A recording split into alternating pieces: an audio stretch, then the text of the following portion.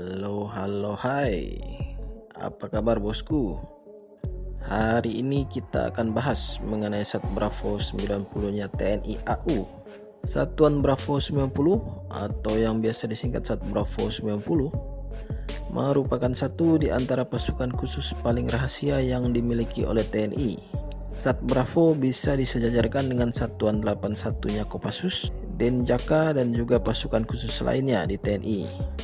Meski terbentuknya Sat Bravo 90 masih terhitung muda di lingkungan pasukan khusus TNI, yakni di tahun 1990, bukan berarti mereka jauh dari mumpuni. Semua keterampilan layaknya pasukan khusus, yakni kemampuan bertempur 3 matra, darat, laut, dan udara, sudah dikuasai secara matang. Tak pasti berapa jumlah personel Sat Bravo saat ini. Yang diketahui hanya anggotanya terdiri dari sejumlah personel Paskas pilihan. Namun diperkirakan personel Sat Bravo 90 diduga mendekati angka lebih dari 300 orang dan bermarkas di daerah Rumpin, Bogor, Jawa Barat.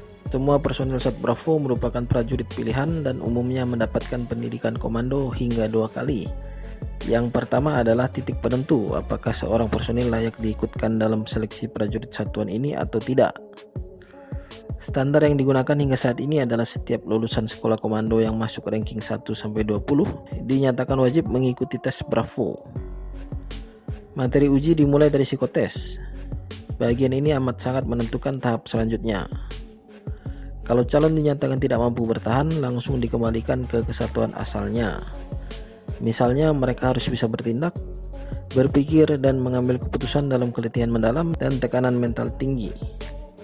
Tahapan selanjutnya bahkan lebih serius, pendidikan intelijen strategis. Pelaksanaannya sengaja digelar link up dengan BIN, Badan Intelijen Negara. Pendidikan intelijen kembali dilaksanakan ketika mereka sudah benar-benar terjun sebagai personel operasional. Hanya pelaksanaannya sepenuhnya dilaksanakan di BIN selama 3 bulan. 2 bulan berikutnya kembali ke materi kemampuan bertempur menggunakan beragam senjata dan beragam teknik. Pendidikan spesialisasi anti teror dan lawan bajak udara atau Adbara yang mereka istilahkan sebagai kamp konsentrasi Adbara yang semula dilaksanakan di Margahayu, Bandung, kini dilakukan di Rumpin, Bogor. Tahapan pendidikannya hampir sama dengan standar pasukan khusus dunia.